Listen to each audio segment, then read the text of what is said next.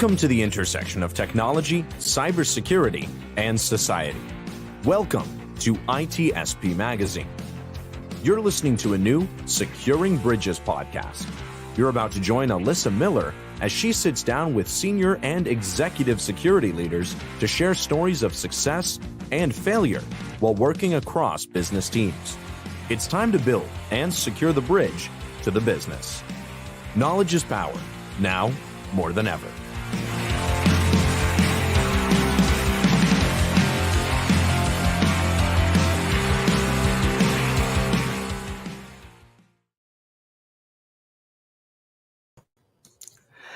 Hello once again, Securing Bridges fans.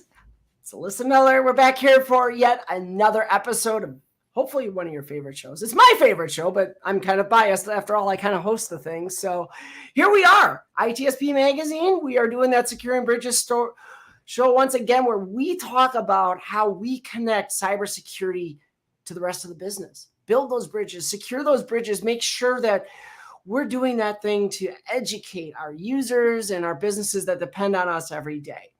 We have had some amazing guests. I have been super blessed to have such a wonderful opportunity, and this week is no different. So I hope you've got your questions ready. Remember, throw them in the chat on whatever platform it is that you're watching us on.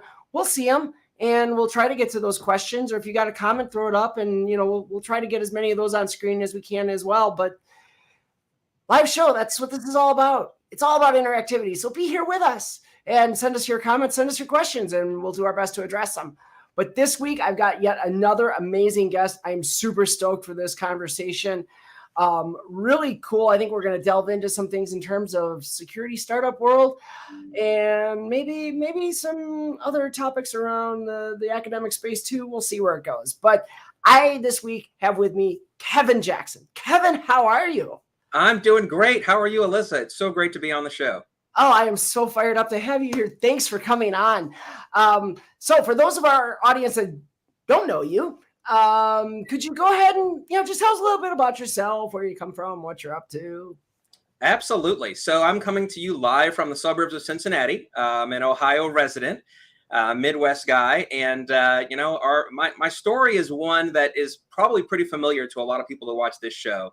I come from a background, I'm an engineer by trade, had a degree in engineering out of college in the dark old days, 30 plus years ago. And spent a lot of my time in and out of engineering before moving into IT, being an IT generalist, being then a compliance and cybersecurity specialist for around 3/4 of my career.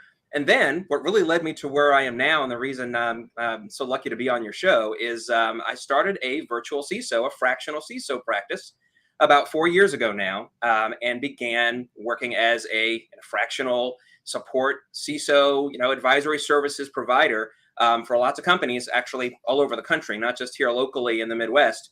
But when I started that, I had an idea in the back of my head to also begin to solve a larger problem that I saw in the fractional, virtual, and the real chief information security officer space, the CISO space, about how we create cyber strategies, or maybe more to the point, how we don't create cyber strategies. And so just this year, we've launched the startup company, Beyond, and in addition to my little consulting company, to try to wrangle that problem, to try to create what might be the first solution to a way to create cyber strategies in a measurable, in a ROI-focused way. So that's a little about me. That's kind of how I got here. So our regular listeners, if you paid attention, now you understand why I'm super thrilled to have Kevin on here, because they've all heard me talk about this, the need for security leaders to understand strategy and be able to communicate it effectively and, move beyond. And we touch on this a lot, like, let's get beyond the talk of, we're going to reduce risk or whatever else. I mean, those are important factors, but they don't really speak to a strategy, and they don't really resonate, I don't think, with business leaders. So, I'd love to dig into that story a little bit more of kind of how you got here. So you're kind of out there, you see a problem, but I mean, was there like something, last week we had Jessica Robinson on, and she told us an amazing origin story about, what really prompted her to start her company. Yeah, I had 2 founders on 2 weeks in a row. That's like really cool too. I'd love to understand a little bit more, like what kind of triggered it? What got to the point and said, you know what, that is the thing I got to do? Or was it a buildup of events or one specific thing? How'd you get to that point? It was definitely a buildup because I have a second part of my kind of technical background aside from cybersecurity and compliance, and that's data analytics. So I've been a part-time professor of data analytics for Villanova University for about the past 5 years, and that's not a coincidence. I've done a lot of BI work in the past as a DoD contractor, supported some large-scale data analytics and business intelligence program implementations as an enterprise architect, weave that in with cybersecurity and compliance, but I've always been a data guy. So at the last full-time CISO job that I had, it really what came to a head, some of the events that led to this were not only thinking about, data is used a lot when it comes to tactical tools in cybersecurity. It's used a lot in threat hunting and antivirus and endpoint protection and SIM all over the place. You see a lot of uses of data. But here I was as a CISO struggling to find answers for strategy level questions and direction and decision support, really. And it hit me all at once around the time I was leaving and becoming my own boss in the fractional CISO space. What if I could marry my background in data analytics with my desire to finally have real cyber strategy support and find a way to use data to support cyber strategy? And that's really where I got started. And one of the main events was we were going through the typical process as a CISO of needing to design an approach for one aspect of our cybersecurity. It was often perimeter defense was often up for grabs because we'd never done a lot. We decided to improve our perimeter defenses and IDS, IPS. We were shopping for vendors. Then we were going to improve our cyber training. We were shopping for vendors and tools and designing policy and procedure approaches. And always it came down to when it's time to implement, I realized that what we were doing was basically taking either what I knew already, had experience with, and what maybe the standards kind of said was a good approach at the high level, but they're not prescriptive. And what I really wanted to know was, isn't it interesting that I have no way of knowing what, say, all the other 5,000 companies like the one I was working for, what they've done in the past, what's actually worked best? What if I could do an analytic model? What if we could correlate the data for a bunch of other companies that have done MDR, IDS, IPS perimeter detection and perimeter protection, and who have done cyber training, and have done IR and DR and business continuity in a secure way and all the other things? What if we could gather the data on what actually worked best and use that as a starting point for my cyber strategy? That was when it came together. And it's probably, in other words, after the 10th time that I kind of made up a solution based on what I knew, the conferences I had last went to, Black Hat 2017, great conference. Last time I was at Black Hat, I'll be there next week. That it's great, but it wasn't based on real world results at a large scale. You can get some siloed information on what works and what's good results, but it hit me, why does no one have the ability to go to a tool and see, like, for the entire massive number of cyber programs that are running in the world right now, why is there no way to see what approaches in all these different cyber domains actually produce the best results, which have been working best? Because that's going to change over time as threats change, as tech changes. But the data would also then change that shows what works best and obviously what fails as well. That was what really got me started on working on our new company, Level 6 Cybersecurity. That's our foundation. This is wild. Okay. And I hope people out there listening right now appreciate this because, thinking about it as a CISO myself, like, every time you look at how you build cybersecurity strategies, like you said, I go out, maybe you look at some best practices or some standards, you try to figure out what is my maturity in relation to that. And then, you can grab things like NIST or something like that. And you're going to, and NIST 800-53 is like the opposite, right? It's like super prescriptive. In fact, that's my biggest complaint with it. And, you can go and you can chase down all those controls or, but it doesn't really, where we seem to always struggle is, all right, well, I know my maturity is this. Let's say that I'm correct about that, because even that can be a tough read to gain. Absolutely. But what do I do about it? Where do I want to get to? What does it make sense to get to? And what I'm hearing from you is like, hey, let's take our top risks, the things that we know matter the most to my business. And now let's look at how others have addressed that and be able to make a decision based on what actual performance occurred. Is that what I'm hearing? That is absolutely the essence of it. But then we added on one more factor, and this was the thing that I was really excited to talk here about, because we're talking about that bridge towards the business. And that is adding in ROI, adding in the costs, adding in the investment aspects versus the return on given strategies. And, I've always heard the saying, and I'm sure you've heard it 1,000 times, that people say, the language of the C-suite and the board of directors is risk. The board talks risk. The language of the C-suite is risk. And I actually have a different opinion on that. And that is the language of the board and the language of the C-suite is money. Yes! Their language is money. They don't really care about risk unless it affects cash.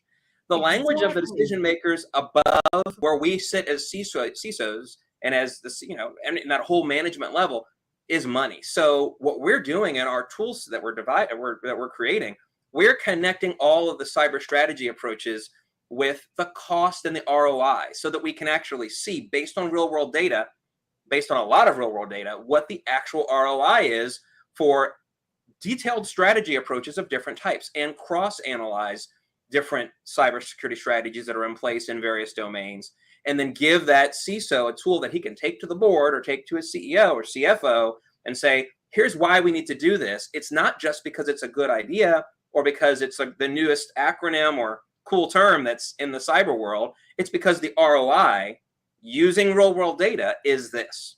And that's why it's worth it to spend this. Or sometimes it may be, here's why we're going to not spend on this, because the ROI isn't there and we have data to back it up. So that's where we're really heading. We want to look at the ROI so that we can show the whole community, for a given set of cyber strategies based on data, you can maximize that value of every dollar that gets invested in cyber. That's kind of one of our taglines. We're like, you can do this. We have the data. And if we start collecting it en masse, we're going to be able to get those answers, to show the decision makers where the real value is. So first of all, to everybody out there, what you just witnessed was me wanting to jump through the internets and hug this man for the things he just said. So pardon my exuberance, but holy crap, yes, this is the thing that I have been just. If there was one message I could get through to the entire world of cybersecurity, that's it. That no, risk management is not our job. It is a component of our job. We overlap with risk management, but risk is so much bigger than we are, and cybersecurity is so much bigger than risk. And one of the things I bring up there is, this idea of, being in business is risky, right? Like, I mean, just by you created a startup, you spent a lot of money, you went out there. There's a risk in that. You accepted that risk because there was a potential return. And so if my job, if I shrink that down to and limit it to only, my only job is managing or reducing that risk, well, they've all inherently by being in business, they've already accepted that risk. So that's not really a resonating factor. Right. So, I love the concept of how do we connect to the business and show actual business value. So I'm curious now, you're talking about ROI. What is the return piece? We understand the investment, right? We understand there's varying levels of costs that we're going to put into this in terms of people hours, tools, other things. Yep. How are you measuring the returns that come from that? Right. And that's where we get into sort of that typical, we're looking at the equations for calculating cyber ROI in a predictive way based on annual rate of occurrence, based on the nature of most incidents when they occur, and based on, of course, real data for in a given industry, in a given size, that sector where an organization sits, what the data suggests are the costs when you do have actual breaches, serious incidents, minor incidents, scams, BEC, wire fraud losses, lawsuit losses. All of those pieces are all the costs that are going to be incurred if you're not able to avoid a given security incident or a given negative outcome.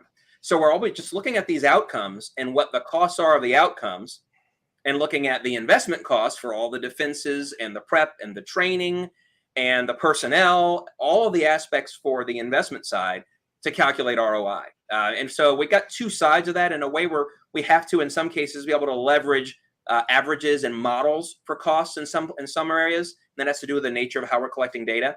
But as we collect more and more data from actual running organizations that are going to be able to anonymously share with us their real world cost data and their real world outcomes that they've had in the past for various investments, just looking over time at what's actually happened in their organizations, we're going to have an increasingly more accurate set of models to show the real ROI or lack thereof from different cybersecurity strategies. And that's really kind of at the core of our whole approach. The tool we're building is based on a patent that I filed last year. It's a patented way to parameterize all of the hundreds and hundreds and hundreds of different decisions that I learned over the years and that my friends who are CISOs learned that we have to make. So domain by domain, it's all the high-level strategy decisions that go into.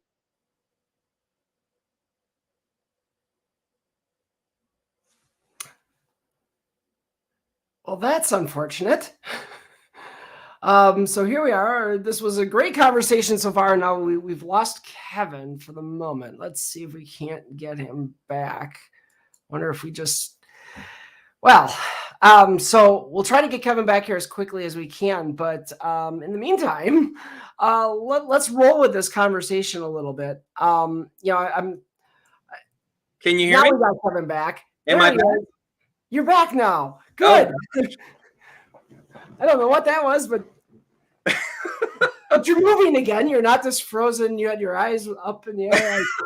I'm glad we got that back. But so we'll roll with this. What you're talking about in terms of being able to visualize this, just visualize what the actual potential costs are of some of these things is incredible. What I'm curious about is one of the issues I've kind of run into, and I'm curious if you've seen the same, is sometimes that can be a hard thing to convince non-security executives of, right? Yes. How do I convince them that this ethereal thing that may never happen is a thing that could happen if we don't do this? Yes. And how do I demonstrate that the thing I did prevented us from having that expense from a breach or whatever, versus we just didn't get breached because we were lucky or we weren't a target in the first place or whatever. Right. So I'm kind of curious now, as looking at your business model, how are you coaching security leaders in trying to bring this to their organization and have those conversations? Yeah, and that is a great question. It is really hard. Talking about anything that avoids cost avoidance, right? Loss avoidance, that is a tricky space because of all the assumptions that are being made. And in some ways, there's no way to get around that. But this is an area that I'm really interested in focusing on from our perspective, because as opposed to it just being kind of the general nature of a cost avoidance approach, we really want to kind of flip that script and teach our users and go to the actual the decision makers in these organizations and say, this isn't just that standard cost avoidance approach. We are basing this on all the real world data we're collecting on cybersecurity breaches, and not just in a general sense, but in an industry and in an industry sector and for a given size, amassing that data so that we can have a high level of confidence, really get that confidence interval narrow for what we're talking about and what the likelihoods are and what the impacts might be and what the costs are. We have a phrase that we use here that refers to the whole world as the worldwide lab, as opposed to the World Wide Web. We see all these operating cybersecurity programs, and there's 700,000 large businesses in the world. So that's 700,000 big business cyber programs, and every single one of them, even if they don't say they have one, they have a set of cyber strategies. They have a cyber program. If you've got a domain name and an email address, you're doing something behind the scenes to protect your company from having your email breached and from having incidents happen.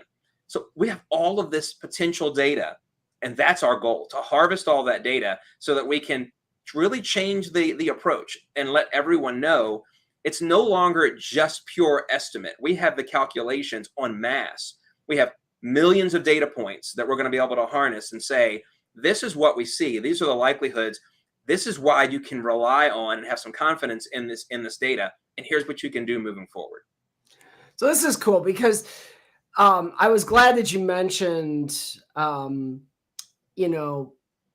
size and industry, because one of the things we run into a lot in this space, and it's always a challenge, is you'll get those questions from, say, your board. You'll get the questions from maybe even the CEO. Well, what are our competitors doing? How are our competitors performing? And so I think what you've just shared is yet another tool to arm a CISO with those numbers. Is that the right focus though? Do you feel, is that where you want your executives thinking? Do you want them looking at what competitors are doing, or is there a different focus you'd rather see? I really think the focus needs to be at the security decision maker level. The focus really needs to be on really optimizing, on actual optimization. And then above that level, I think it needs to be on the ROI. It's those that are going to be the approvers and the reviewers and the ones that honestly have the biggest, at the board level, fiduciary duty to make sure that they're protecting their assets, protecting their data, protecting their customers. Those folks need to be able to see and have evidence from data that shows that the dollars they're spending, the people that they've spent money on, the training they're doing, all the things actually are going to deliver on the promise. And again, nothing's foolproof, but we are going to be able to provide them with data that shows them that here's what actually has occurred up almost to the present. Here's what we're seeing. And here's therefore why these decisions make sense.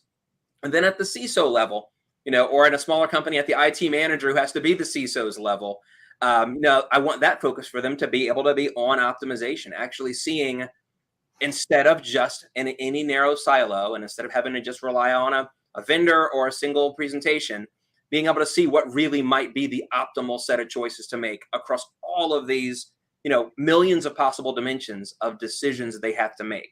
So it kind of depends on your level, but I think in either case, I would love the future where the view is changed, where the decision makers are focusing on what actually can be seen to work best, and then always chasing after what works best next, because it's going to keep changing. And we always talk about chase what works. The idea of having the decision makers start with what works and then follow it and chase what works next. When the next big problem occurs, the next big wave of threats, and then new outcomes are generated, some strategies are going to defend and protect against those better than others. So you move that direction, you pivot, and you constantly chase an evolving threat and cybersecurity evil picture with a constantly evolving set of defenses and affirmative attack if need be on your side. So you're always chasing what actually works. The idea of creating an upward spiral in cybersecurity instead of a static approach, and instead of often a downward spiral when things go south. But chasing what works, create an upward spiral at that decision maker level. That's the future that we kind of want to see in cyber. And I think this is where I feel like we as CISOs have the opportunity to change the narrative a little bit, right? A lot of board members that I've worked with, even CEOs that I've talked to or worked with, kind of have, there's always still this sort of, well, when are we secure enough, right? That idea that there's some end state. Yeah. And, I always refer to it as, well, no, cybersecurity is, it's a mode of continuous improvement. We're always trying to improve. We are always working to grow and get better, because the minute we become complacent, that's when we're going to be in trouble. And, sometimes I've gone so far as to say, I had a board member once who asked me, like, well, when do you feel like we've reached the point where we've invested enough in this? And I said, when technology stops evolving and we stop having new technology. I mean, if we're going to sit stagnant in our technology, fine, then I can sit stagnant in security. But as long as you want to keep innovating and growing your business, I need to keep innovating and growing my cybersecurity program. And I think it would be great if we had, getting anything that allows a CISO to be able to drive that narrative. And I think the data that you're talking about leveraging, that ROI concept is a great one.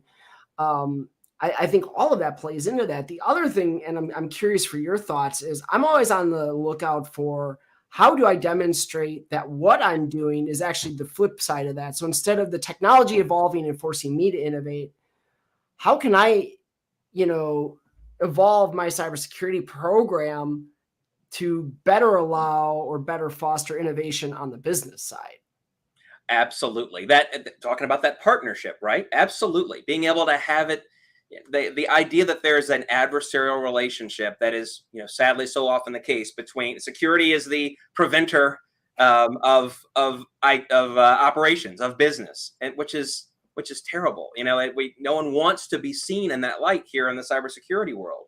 But having that, improving that integration, that's everybody's challenge. And that's one of the things that we talk about a lot also, and this is one of our real areas of excitement as we develop this tool set, is the idea of being able to, again, leverage that same global data pool to do predictive analyses, actually to do simulations of the impacts of different security strategies. Because if you have that same set of data that I talked about to look at the current state of your organization versus what the statistics and correlations look like for 1,000 other companies like yours, you can just as easily then create an interface where you can say, well, if I were to change this part of my strategy this much, say it's cyber training, I want to take my cyber training cadence and start training monthly instead of once a year, or maybe it's going to be twice a month, and I want to deliver it this way instead, in person, live, instead of using online canned movies and tests, or I'm going to introduce this change to the training policy where people actually get in trouble if they don't do their training, whatever it might be.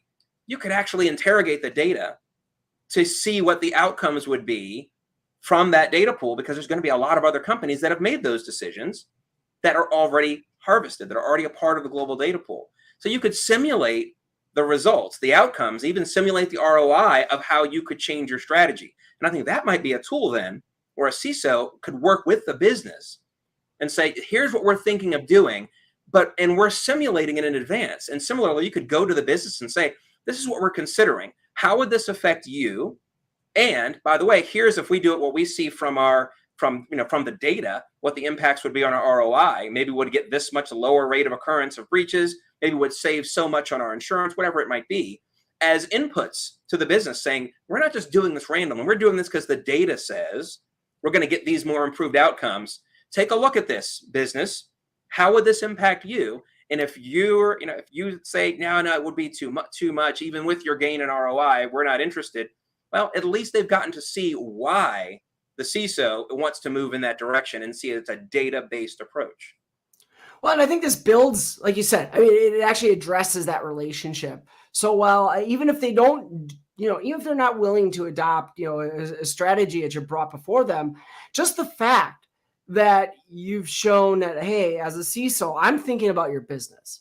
I'm sitting here right now, very new in a role as CISO for my organization. And, the very first, I'm in that first mode, the first 30 days, right, of getting to know everybody and creating all those intro meetings and hosting that. And it's, it's amazing to me how just being able to, we get in these conversations and we're not talking cybersecurity. I'm talking about their business. I want to understand their business. And when you see, a business leader, whether it's, it's a, say division president or director of something or divisional CTO, and when their eyes light up because they get an opportunity to talk about what they do, and, someone in the security space is taking that interest, that's meaningful. And that gets us a very different level of collaboration then for the future, because when we can show that we're not doing this just because this is going to be that security thing that makes us more secure, so to speak. And Accidental CISO tossed that comment up here a few moments ago about, the boards that ask, well, how secure are we? Well, that's not the question. Right. It's not the question we want to answer, because there is no answer to that question. And it's not the question they should be asking. Right. The question that I want to have my board asking is, how is our business growing and how is the security program helping that to occur? And absolutely. That's where we want to be. And that is, I wish that there was a way to make a tool that could teach CISOs that to know how important the business is. And so, again, in my consulting hat on, and our little consulting business is still up and running. We've got a bunch of clients. We always make a point of learning the business first. We don't go in and do a gap assessment or a compliance support, project or an implementation project without learning the business, without spending real time figuring out what they do, why they do it, what their culture is. It's all culture.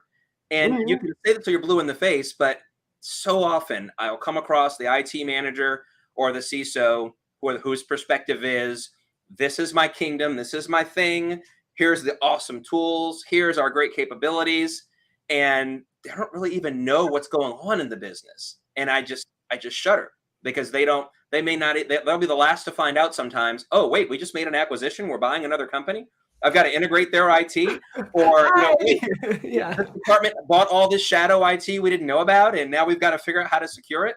I mean, it's scary. And sadly, I don't know if there's a tool that can make that get taught to all of the especially when it's people who are, again, they're IT managers, they're directors of IT, and they're CISOs, in the upper mid-market, which I see a lot of mid-market and upper mid-market clients as a fractional CISO. And it's tough sledding, because they're under pressure. And often the solution to them is, we just got to deliver. We've got to do security. Heck with everything. We're going to make this so secure that when we get breached, it's not going to be my fault. I'm not going to get fired. And don't really have that integration or that tight or a friendly even relationship with the business, which is terrifying. Yeah. And I think, so this is going to be a wildly unpopular comment I'm about to make, but this is why I actually like the idea of cybersecurity being part of IT. Now, before you start throwing things at your monitors, people, let me explain. No, cybersecurity is not just IT. It is not just technology. It is bigger. I absolutely agree with that. But the thing of it is, we have to look at cybersecurity as a supplier to the business, not an oversight function of the business. In my opinion, that is a big differentiator. If we're part of risk management, we become that oversight function, right? Like risk management, as much as maybe they're a provider to the business, ultimately at the end of the day, they're like the traffic cops, and the same, because they own audit and all that stuff, right? I mean, they're doing all those pieces, compliance, everything else. They're playing cops, and right. That's their role. Like, that's the value they bring. They keep the business out of trouble. So they are a provider in that sense. But I think, as a colleague just put it to me today, no provider ever existed for the sake of existing. A provider exists to offer service to the business. To the business, right, right. If the business isn't asking for that service, you have to do one of two things. You have to either educate them on why, or you got to look elsewhere, right? I mean, right. Those are the only two options you have. And so our job is so much more about that education of the business and helping them see how we can help them grow, and how we're going to make sure that they don't get sidetracked because they got breached. Yep. And so that's where I think, not saying we absolutely need security reporting to a CIO. There's obviously issues with that potentially too. There's the potential for conflict of interest. Don't get me wrong. But I think that view of cybersecurity, whether you got the CISO reporting to the CEO or however that looks, I don't care. But that attitude is what we really need. Yeah, so like you're agreeing with me on that. So. Well, here's what's interesting. For almost my whole career, I was very firmly on the side of, oh my gosh, get cyber out of IT. They need to be their own department. They need to be their own vertical, reporting up to, I don't care if it's a CFO or the CEO, but not under IT, for the reasons you just named. And I preached that for many years. Here's the thing I think now, and in a way I'm almost punting, but I'm really not. Now what I think is, so within our model of collected data of what really was out there in the world, we have, as part of the parameters we're collecting, how is the cyber team oriented? Is it under the CEO, under the CFO? Is it under the CIO? Is it part of IT? Is it outsourced entirely? That's just another data point to me now. And now I can't wait to see, as we collect all of the global data about this, which orientation gives the best outcomes. So now I've just sat back and said, you know what? I don't necessarily know the right answer anymore. I can't wait to find out. And as we gather more and more data, we're going to be, everything always correlates one way or another. Even if it's a tiny bit, there will be a correlation with that choice, like all the others, and with combinations of all these choices that yields the best performing cyber program. So now I can say, you know what? I'm actually not sure, but I'm going to find out, because we're collecting all this data and we're going to see, and it may change. What may be true now, 2 years from now, it may have changed because of the way tech, people, culture in a given industry may have changed. And the data may say, gosh, right now, if you're in this industry, maybe you ought to do it this way, because companies that are working this way structurally, they're seeing this much better performance and this much less cost, et cetera, et cetera. So now I'm kind of looking at all the questions and I'm saying, let's see what the data is going to say about this and start there and then go from there as a starting point. So can I throw another data point at you that would be really fasciinating to understand related to that? I don't remember. Oh gosh, I really feel bad that I can't remember the author's name now, but I saw someone speaking a month or two ago at an ISSA meeting in Chicago. And I can't remember the name. I can't remember his name or the name of his book. And I'm like feeling embarrassed. But one of the data points he had from a study, I don't know if it was his or somebody else's, was that only like 6% of CISOs have a title of SVP or higher, right? I mean, we all, CISO usually they're directors, sometimes they're, a VP, SVP, whatever, but only 6% had a title SVP or higher. Look at the rest of your C-suite, and that's not the case. Yep. Right. And so I would love to see that part of it too, because honestly, this is the thing that I believe in. Is I think that your position that way in the organization and how you're treated, are you really treated as a true executive, or do they treat you like a second class executive? Those are the things I think that will end up proving to be more directly correlated to the success of your cybersecurity program. Absolutely. And that's one of the things we're so excited about too, because we very intentionally, and again, this comes from being in the vCISO world, a lot of the parameters we're tracking are human factors parameters. It's culture, it's people, it's organization and org structure, it's level of responsibility. We don't know, but my hypothesis is we're going to see bigger impacts from some of those decisions, like you just said, than just from, what's the nature of the tool set used for this defense or that defense, even though those are important as well. The human factors and the structures, the programmatics, I think are going to matter hugely as well. Yeah. And let's just say we have to look at it holistically, right? And there's that word holistically, which I know makes some people cringe, but that's the reality of it. You can't look at your cybersecurity program in just tools or just processes or just the people, right? We have to combine all those. Yes. So we also have to think about, people is more than just who's on, what skill sets do I have on my team? It's how is my team arranged? How are they built? And I think there's I can see tons of potential as we start to really analyze the data of this. And I think where we've always struggled in the past is being able to get access to that data. Yes. And so I'm really actually fascinated by the idea that someone may actually be able to pull a lot of that data together from organizations that have typically held that pretty, close vested. And so I'm really looking forward to seeing how far you take that.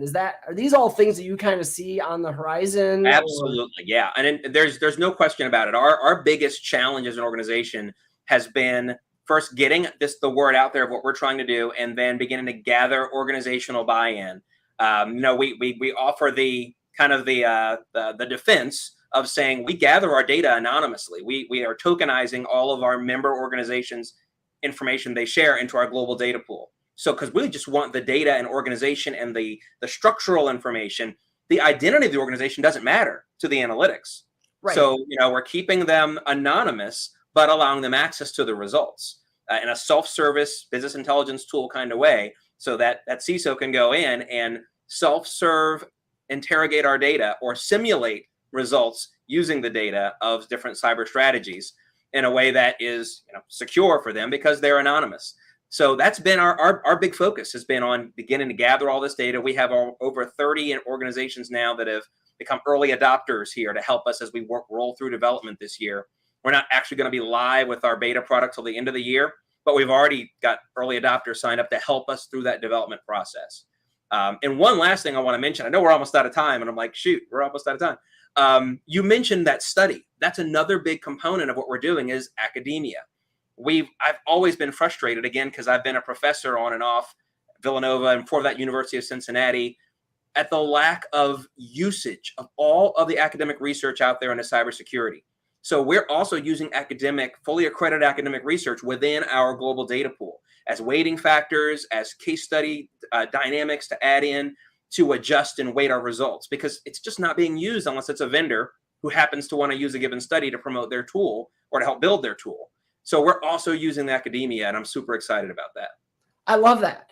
So the last question I'm going to ask then, and is, as we talk about your member organizations, do they need to be a customer of yours in order to feed data to you, or are you looking at ways for organizations to share that data, even if they're not purchasing a product from you?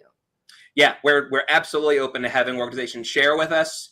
And of course, the trick is if you do share with us, you probably want to get some of the benefit of the output as well, which would require being a customer. But and of course, the flip side of that, here in the beginning, we are harvesting all the OSINT out there. We're using open source cyber breach information, cyber strategy knowledge that's published about organizations. We've been gathering that for the past 4 months. We have tens of thousands of data points already gathered just from OSINT about cyber breaches and strategy. Thanks. And now organizations are coming into there as well, helping to round out the data.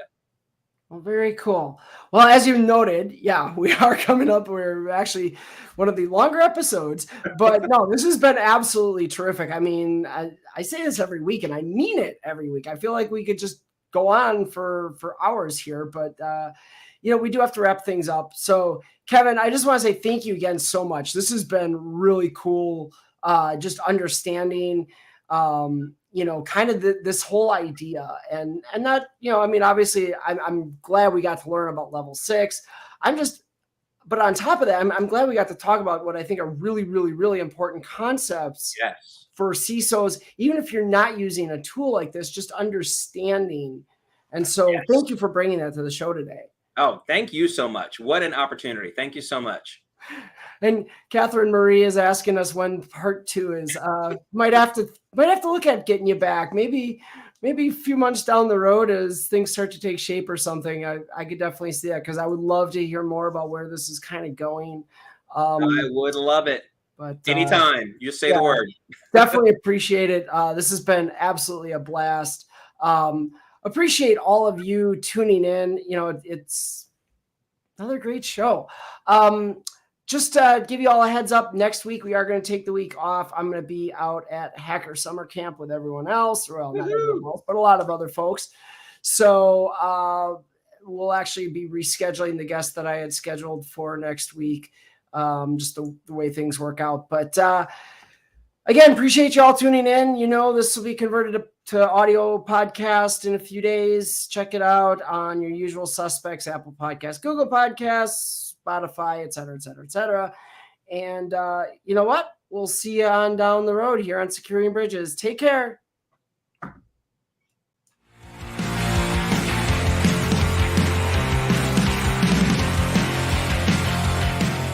We hope you enjoyed this episode of Securing Bridges podcast with Alyssa Miller. If you learned something new and this podcast made you think, then share itspmagazine.com with your friends, family, and colleagues. If you represent a company and wish to associate your brand with our conversations, sponsor one or more of our podcast channels. We hope you will come back for more stories and follow us on our journey. You can always find us at the intersection of technology, cybersecurity, and society.